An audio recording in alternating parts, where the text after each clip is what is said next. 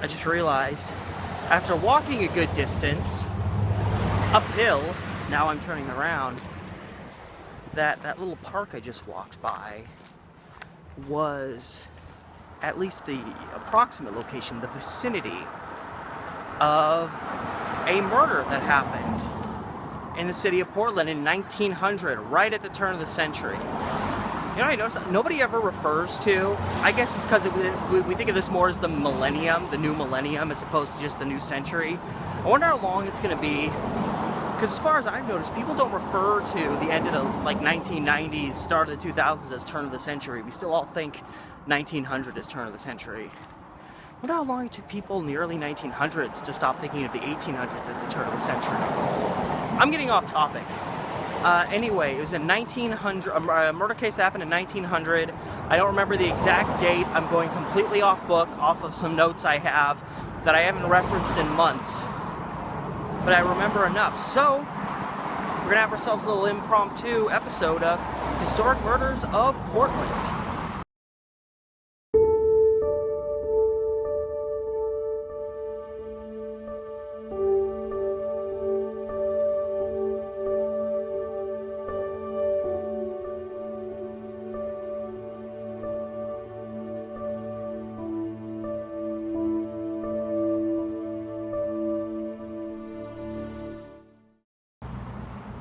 As we wrap around, you can see a little bit of the blue of the tennis courts and the parking over here. This park is called Portland Heights Park, and I actually think that's the neighborhood that I'm currently in, way up in the hills of southwest Portland. And it was roughly in this area that a murder was committed. Now, this was actually a hard case for me to nail down, because the few articles I could find on this case, again, a case from 119 some years ago, it referred to it as happening near Willamette Heights Park and Portland Heights Park. I don't know if I ever actually found a Willamette Heights Park, but there is a Willamette Heights neighborhood, and it's way off in northwest Portland, heading up into Forest Park, nowhere near this area, because it's northwest as opposed to southwest. And then I discovered that there actually is a Portland Heights Park, and it was down here. And the main reason I never really did the episode is because this is so far disassociated from where all the other episodes. It actually would be an inconvenience to come out here, but of course I came out here intentionally to film other stuff. And so I was able to come down here and do this one. Alright, so essentially in this case from 1900, there was a married couple, Riley and Naomi Moss. I actually could not remember the wife's name. I just remembered it literally like 10 minutes ago. I was going to be like, I don't remember the wife's name, but it was Naomi. Riley and Naomi Moss. Now, I don't know if they lived in this area, but one of the things that helped me pin down this general location to look for in terms of finding out where the approximate site of this murder happened was they referenced them traveling near a streetcar. And back in the day, there was a streetcar line that went way up, this straight up into the West Hills from, down, almost downtown Portland level. And, kind of generally same concept as the cars that take you up to OHSU. I can't remember what they're freaking called now. The tram that kind of carries you up. Except it was the streetcar line that brought you straight uphill into the West Hills. And we're somewhat near where that line passed, and on this one particular night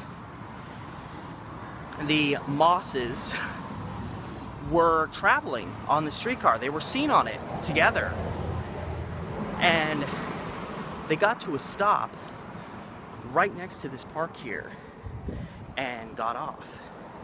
And essentially what happened is, only a short while after Riley and Naomi got off the streetcar, somewhere in this area, as the streetcar operator was driving away, he heard a woman scream. Police reported to the scene, and in the vicinity of this park, they found the body of Naomi Moss, murdered. And it seems, I don't know, Riley, who knows what exactly possessed him to do this. Oftentimes back during that period, if a husband was going to kill his wife in cold blood, it was because she was cheating on him, or at least he became convinced she was cheating on him. That was the usual thing, you know. Men definitely think, there was a thing called honor killing, where if like someone tried to steal your wife from you, you had presumably, at least socially, the right and in fact the responsibility to kill that person. That was readily accepted by a lot of people. So that may have been what happened. Again, I have the articles at home, so I'll be able to verify or disprove certain information, but while I'm out here, I'm just telling the story the best I remember it. But whatever the case, it seems Riley Moss was not that concerned about people thinking it was him, because he seems he didn't take any time. I mean, literally, they got off the streetcar, and the streetcar operator, and probably patrons on the streetcar, if there were any, I want to say it was around midnight, so maybe there weren't really many passengers, but I mean, the streetcar operator heard her scream as she was being attacked, so obviously, he attacked her almost immediately after they got off the streetcar, and then he bailed from this area and left his wife, Naomi, here to die. And he actually got really far. I mean, we're probably, right now, I don't know, maybe like 2 miles from downtown Portland. So even if you had a car, and a car from today on streets as good as they are today, it would still take you at least like, I don't know, almost 10 minutes at least to get to downtown Portland. And that is where I believe Riley Moss fled to. I don't know if I don't feel like he'd wait for a streetcar going the other way. He may have just hoofed it down the hill. There was a lot fewer people, a lot fewer homes. It was probably a lot easier to just kind of just beeline it that way, cut down the hill, and get into the downtown area, because I believe he was apprehended. No, he wasn't. The reason I remember he got into the downtown area is because this actually makes things again, I'm doing this completely off the fly. When I was just rambling about, he didn't really seem to care about concealing the crime. Well, what he did was he booked it back down into the downtown Portland area, went to a certain place, I can't remember if it was like a rooming house or a hotel, and committed suicide there. So again, maybe his wife was cheating on him and he couldn't deal with it, so he killed her out of rage and jealousy and anything else you want to throw onto that fire. And then maybe it was just kind of like, well, now I've just killed my wife, my life is meaningless, I'll do the same to myself. It isn't super uncommon now in certain regards, and it wasn't super uncommon back then. So it's really hard to say, because this guy wasn't apprehended, as I was about to say incorrectly. So maybe that's why we don't really know for certain what brought this about, is because both the Mosses died, within a short period of time of each other. So you couldn't ask either one of them, why did this happen? Why did you do this, Riley? Because he was long gone at that point. But I mean, again, as far as speculation, there's multiple possibilities, but way up at the top is infidelity. We have plenty of men in today's world that think they own, possess, control their girlfriends, wives, whatever.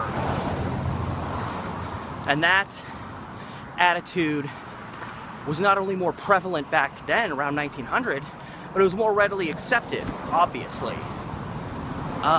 So it was presumed you weren't even considered a bad guy if you felt you had the right to control your wife to the point of killing her if she cheated on you. And again, with the concept of honor killing being in existence, it's almost like his wife defiled their marriage if in fact she was being unfaithful to him. A lot of guys would kill their wives just because they presumed they were cheating on them. Never took the time to actually find out for certain. So it's hard to say, but to me, infidelity seems like the right one here. Now, it is possible Riley Moss may have just been mentally ill.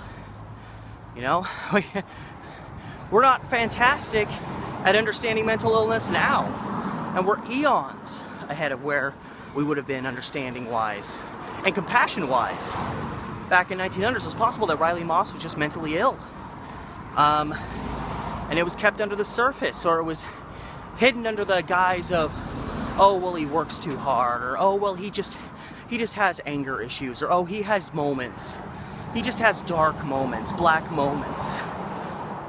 And really, he could have been a guy that was just falling apart inside. And one night, he just snapped. Killed his wife and killed himself, seemingly without a second thought. Again, it's hard to say. We don't have suicide note as far as I know. We don't have his words. Again, anything I'm inaccurate on in this here will be covered when I can go sit down and actually pull up the old information. Again, I'm going off of notes I took like 3-4 months ago. So I'm just remembering what I do. But one thing I remember for certain is the murder happened right by Portland Heights Park there. Somewhat at least near a streetcar line that passed through here. So, you know, another tragic case of a husband killing his wife, but one a little bit more shrouded in mystery than the other ones that I've covered, at least most of them. So, as I'm getting winded, because I'm climbing up the hill that I just climbed earlier before turning and going back down, thank you so much for watching. Very impromptu Historic Murders of Portland episode. As always, remember to like, share, subscribe. I love you guys. Hit up my Patreon if you want to. And otherwise, it's been Steve the Amateur Historian. I'll see you next time.